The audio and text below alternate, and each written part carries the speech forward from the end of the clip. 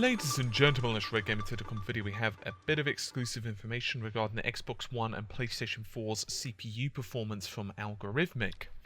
So this is also an article, and I encourage you to check it out, because what's basically happened is Giles Fleury, he is the technical art director over at Allegorithmic, actually reached out to us rather, let's pronounce that correctly, and he emailed us and decided to provide a bit of clarification on some results that were released late last year regarding the performance of the machines. You might remember a benchmark was placed on their website that cited numerous figures for the PS4, X1 and an i7.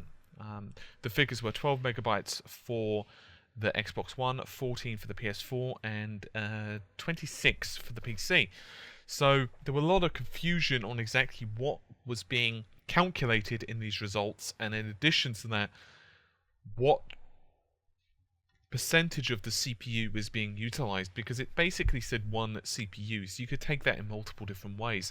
Some people assumed it meant the entire set of CPUs, others figured it meant one core, others assumed it to be one of the 4 core modules inside the consoles, and in addition to that, we didn't really have that much information regarding the i7. So in other words, what was its clock speed, what generation was it, and so on and so forth.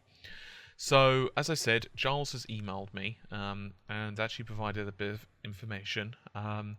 He said, I recently discovered your site, which is very interesting. Thank you very much, Giles. And I saw that you use a figure in one of our PPT presentations to check how fast the next generation of consoles are versus CPU versus the PC. I know quite well this figure since I designed the algorithm used to get these numbers, so maybe I can provide you some information. You said in the article you missed some information to understand the numbers, so here we go. So his figures stem from bitmap to material. It creates a full material from a color map, normal map, height map, ambient, specular, glossiness, and so on, and then compresses the obtained image to DDS, DXT. The values you saw in these figures are about how many DXT compressed pixels we can generate per second on various hardware. So, what about regarding the CPU? Has he mentioned what type of benchmark it was from here? Yes, indeed he has.